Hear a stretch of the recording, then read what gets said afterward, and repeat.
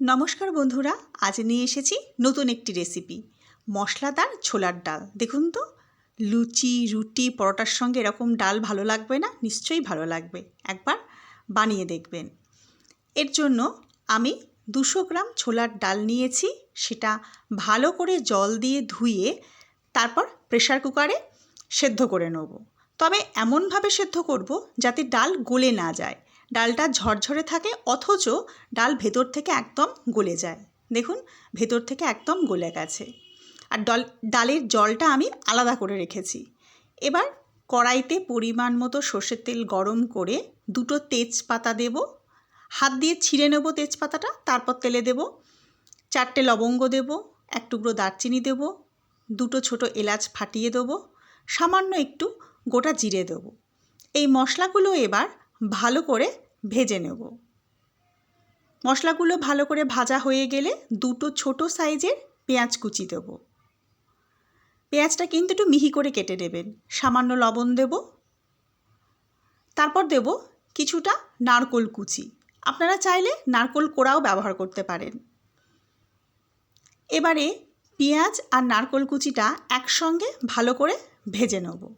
খুব বেশি লাল করব না, এরকম একটু গোলাপি গোলাপি হয়ে এলেই এর মধ্যে কিছু মশলা মেশাবো। দেখুন, নারকোল আর পেঁয়াজ ভাজা হয়ে গেছে। এবার দেব 1 চামচ ধনে গুঁড়ো, 1/2 চামচ জিরে গুঁড়ো, পরিমাণ মতো হলুদ গুঁড়ো, 1/2 চামচ কাশ্মীরি লঙ্কার গুঁড়ো, 1 চামচ আদা বাটা, আর দেব 1/2 চামচ কাঁচা লঙ্কা বাটা।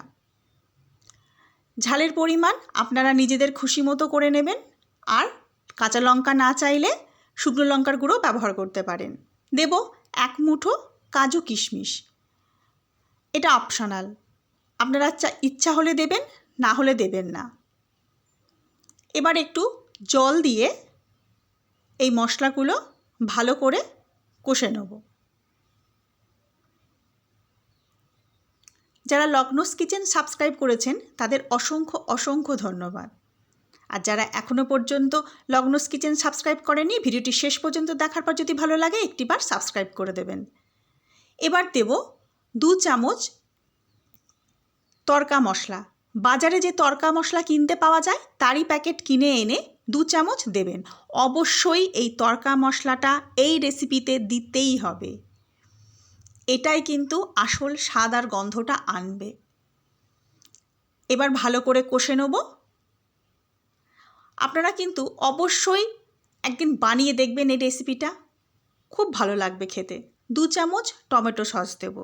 সস ব্যবহার করতে না চাইলে ফ্রেশ টমেটো বেটে নিয়ে ব্যবহার করবেন। ভালো করে কষে নেব। দেখুন, ভালো কিন্তু কষানো হয়ে গেছে। এবার যে ডালটা সেদ্ধ করে রেখেছিলাম সেই ডালটা এর মধ্যে দিয়ে দেব। ডালের জলটা নয়, শুধু ডালটা দেব, জলটা পরে মেশাবো।